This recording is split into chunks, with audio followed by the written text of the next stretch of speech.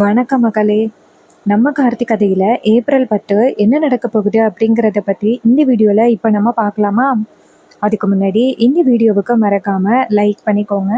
நீங்கள் லைக் பண்ணுறது தான் எங்களுக்கு அடுத்த வீடியோ போடுறதுக்கு ரொம்ப இன்ட்ரெஸ்டிங்காக இருக்கும். ஸோ மறக்காமல் லைக் பண்ணிவிட்டு இந்த வீடியோவை தொடர்ந்து பாருங்கள். என்ன நடக்குது அப்படின்னு பார்த்துக்கிட்டிங்கன்னா, நம்ம ஈஸ்வரி வீட்டில் உள்ள எல்லாருமே கூப்பிட்றாங்க. எல்லாரும் அந்த இடத்துக்கு வராங்க. அவங்க எல்லாரும் வந்ததோட ஈஸ்வரி சொல்கிறாங்க, இங்கே பாருங்கள், உங்கள் எல்லாருக்கும் ரொம்ப முக்கியமான ஒரு விஷயம் சொல்ல போகிறேன். என் ஃப்ரெண்ட் ஒருத்தி இருக்காள்ல, அவளுடைய ஃப்ரெண்டு மற்றும் ரிலேஷன் எனக்கு வந்துட்டு மருமக மாதிரி. அவள் வந்து இன்னைக்கு வீட்டுக்கு வரப்போகிறா. அவளை கண்டிப்பாக நீங்கள் யாரும் அவ்வளோ சீக்கிரம் பார்த்துருக்க மாட்டீங்க. ஏன்னா அவள் எனக்கு தூரத்து சொந்தம். ரேவதியை அவளோட தம்பிக்கு கல்யாணம் பண்ணி கொடுக்கணும் அப்படின்னு ஆரம்பத்தில் கேட்டா.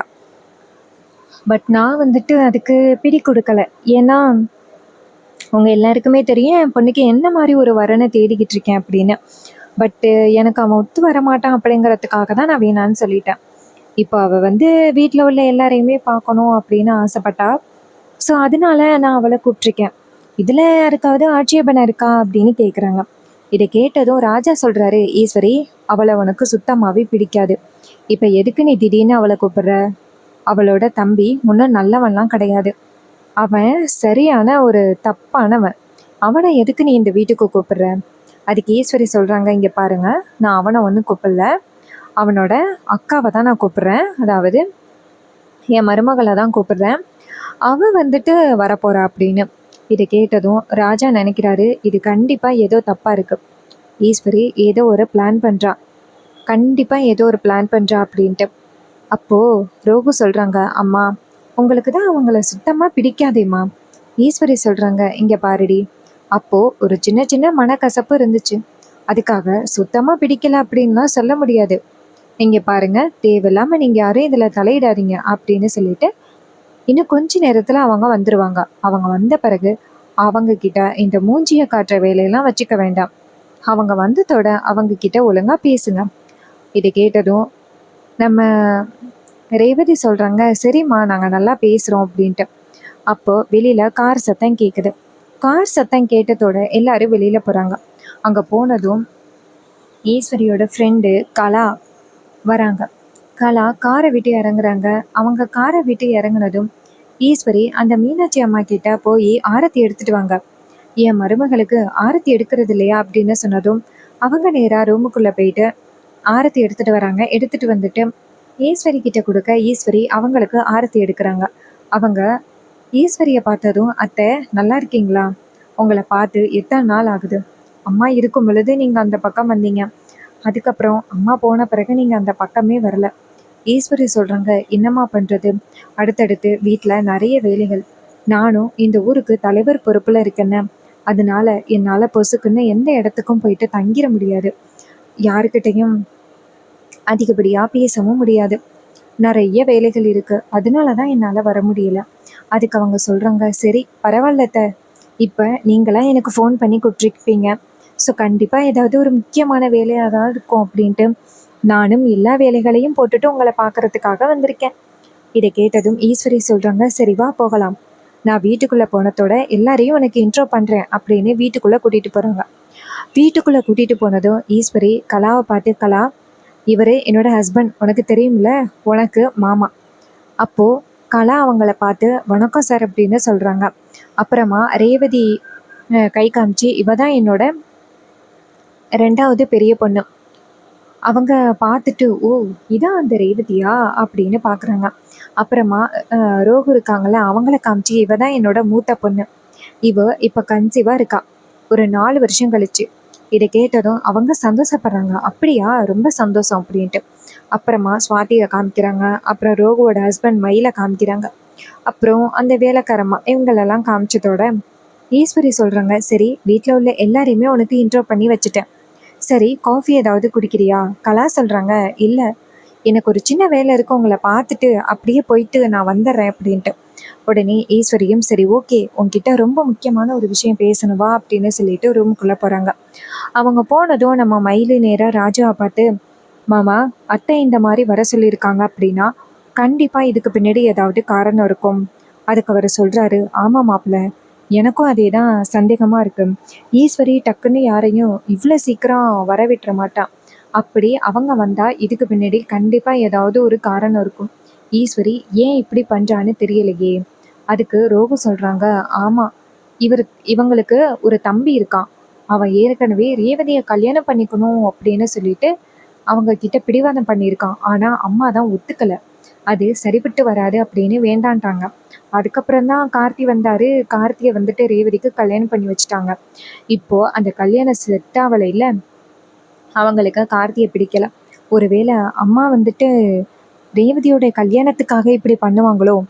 இதை கேட்டதும் மயிலு சொல்றாரு, ரோகு எப்படி ரோகு, அதான் ரேவதிக்கு ஏற்கனவே கல்யாணம் ஆகிருச்சு. ரோகு சொல்றாங்க, அது எப்படிங்க, அந்த கல்யாணத்தை தான் ரேவதி மறந்துட்டாளே, அதை தான் அம்மா அட்வான்டேஜாக பயன்படுத்தி ரேவதிக்கு கல்யாணம் பண்ணி வைக்கிறதுக்காக இப்படி ஒரு பிளான் பண்ணுறாங்க. இதை கேட்டதும் அவர் ஷாக் ஆகுறாரு. என்ன ரோகு இப்படி சொல்கிற, அத்தை இப்படியெல்லாம் பண்ணுவாங்களா? அதுக்கு ரோகிணி சொல்கிறாங்க, ஆமாங்க, எனக்கு என்னமோ அதே தான் சந்தேகமாக இருக்குது.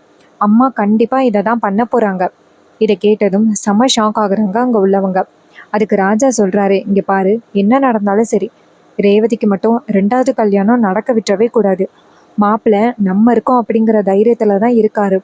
ஸோ என்ன நடந்தாலும் சரி, ரேவதிக்கு அப்படி ஒரு கல்யாணமே நடக்கக்கூடாது.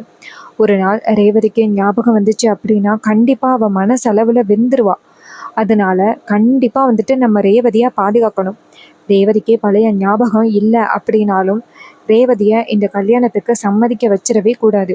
இதை கேட்டதும் மயிலு சொல்கிறாரு, மாமா, அதெல்லாம் நம்ம பார்த்துப்போம் மாமா, நீங்கள் கவலைப்படாதீங்க அப்படின்னு. இதை கேட்டதும் அவரும் சரிங்க மாப்பிள்ள அப்படின்னு சொல்கிறாங்க.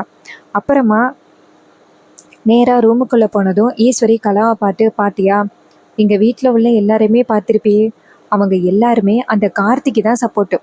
அதுக்கு கலா கேட்குறாங்க, சரி, நீங்களும் அப்பையிலேருந்தே கார்த்தி கார்த்தினே சொல்லிக்கிட்டு இருக்கீங்க, அவனால் என்ன தான் இந்த குடும்பத்துக்கு நடந்துச்சு?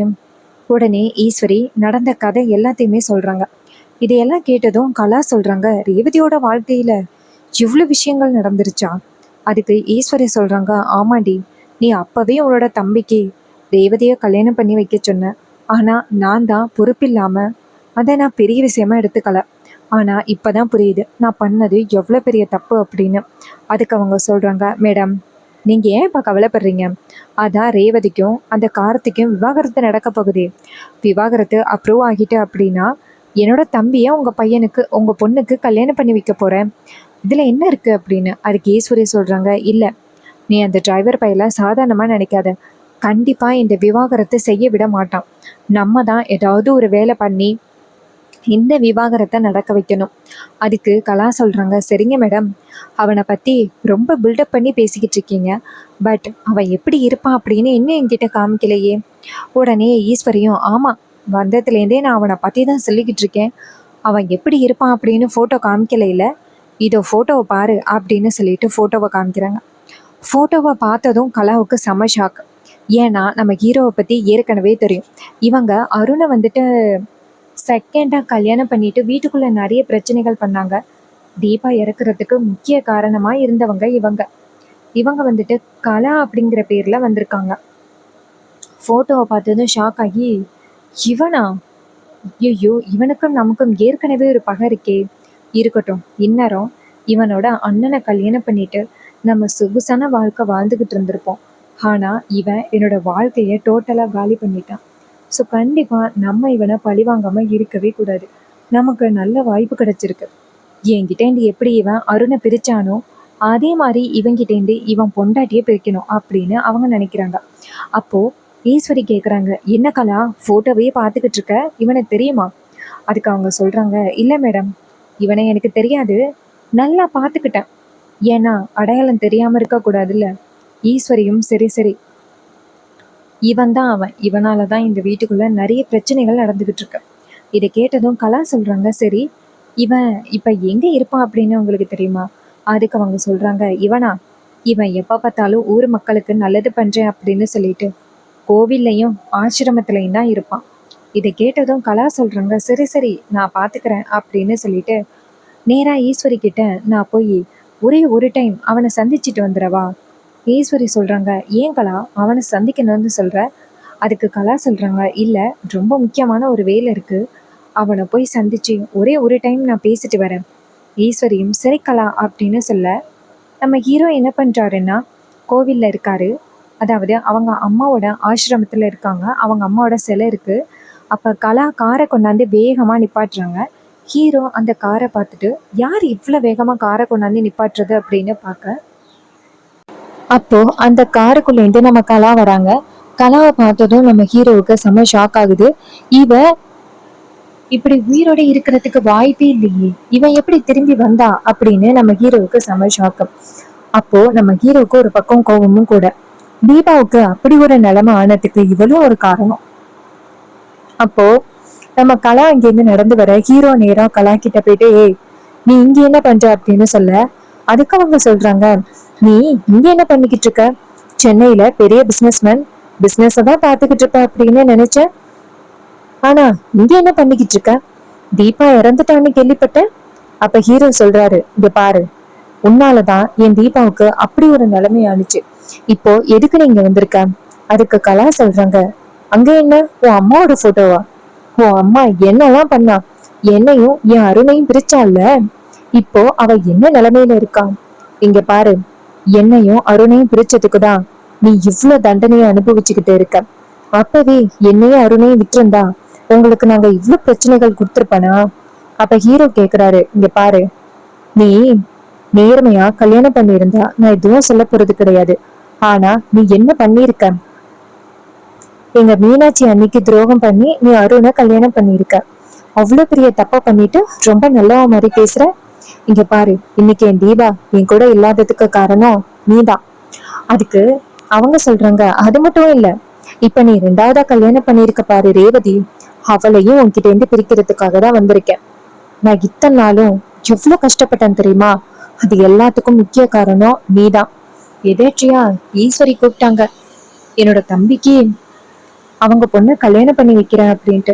உடனே நானும் சரி அப்படின்னு சொல்லிட்டு எதேச்சியா வந்தேன். பெரிய சொத்து ரேவதிக்கு கிடைக்கும், அதை வச்சு நம்ம சந்தோஷமா இருக்கலாம் அப்படின்னு நினைச்சு வந்தேன். ஆனா இங்க நீ இருப்ப அப்படின்னு நான் கொஞ்சம் கூட எதிர்பார்க்கல. நீ இருக்கிறது எனக்கு ஒரு நல்ல வாய்ப்பு தான். ஏன்னா இத்தனை வருஷமா பழி வாங்கணும் அப்படின்னு காத்துக்கிட்டு இருந்த நீ என் கண்ணு எதிரே வந்து நிக்கிற. உன் பொண்டாட்டிய நான் காலி பண்ணிட்டேன், அதே மாதிரி ரேவதியையும் உன்கிட்ட பிரிக்க போறேன். ஹீரோ சொல்றாரு, இங்க பாரு, நான் தீபாவை சாதாரணமா விட்டுட்டு இருந்த மாதிரி இந்த வாட்டி ரேவதியையும் விட்டுட்டு இருப்பேன் அப்படின்னு நீ நினைக்காத. ரேவதிய நான் உயிருக்கு உயிரா காதலிக்கிறேன். கண்டிப்பா நான் ரேவதிய விட்டு கொடுக்க மாட்டேன். இதை கேட்டதும் அந்த கலா சொல்றாங்க, அப்படியா? உன்னை நேரடியா பார்த்து சவால் விடணும் அப்படிங்கிறதுக்காக தான் நான் இவ்வளவு தூரம் வந்தேன். ரேவதி இனிமே ஏன் பிடியில. ரேவதிக்கு பழைய ஞாபகங்கள் எதுவுமே இல்லையாமல, அது எனக்கு கிடைச்ச பெரிய வாய்ப்பு. அவளுடைய பழைய ஞாபகங்கள் இல்லாத அந்த நிலைமைய பயன்படுத்தியே உன்னை செமையா பழிவாங்கலாம். இதை கேட்டதும் ஹீரோ சொல்றாரு, இங்க பாரு, இதனால ரேவதிக்கு சின்னதா கூட ஏதாவது பிரச்சனை வந்துச்சு அப்படின்னா நான் கண்டிப்பா உன்னை சும்மா விட மாட்டேன். இதை கேட்டதும் அந்த வில்லி சொல்றாங்க, உன்னால முடிஞ்சதை பாத்துக்கோ அப்படின்னு சொல்லிட்டு வில்லி அந்த இடத்துல இருந்து போறாங்க. இத பார்த்துட்டு நம்ம ஹீரோ நினைக்கிறாரு, இவ வந்திருக்கா அப்படின்னா கண்டிப்பா நம்ம குடும்பத்துக்கு ஏதாவது ஒரு வகையில பிரச்சனை பண்றதுக்காக தான் வருவா. இவகிட்டேந்து எப்படியாவது இந்த குடும்பத்தையும் ரேவதியையும் காப்பாற்றணும் அப்படின்னு நினைக்கிறாங்க. சோ இந்த கதை உங்களுக்கு பிடிச்சிருக்கா? இந்த கதை பிடிச்சிருந்துச்சுன்னா இந்த வீடியோவுக்கு மறக்காம லைக் பண்ணிக்கோங்க. நீங்க லைக் பண்றதுதான் எங்களுக்கு அடுத்தடுத்து வீடியோ போடுறதுக்கு ரொம்ப இன்ட்ரெஸ்டிங்கா இருக்கும். ஸோ மறக்காம லைக் பண்ணிட்டு இந்த வீடியோவை தொடர்ந்து பாருங்க. தேங்க்யூ ஃபார் வாட்சிங். நெக்ஸ்ட் வீடியோல பார்ப்போம்.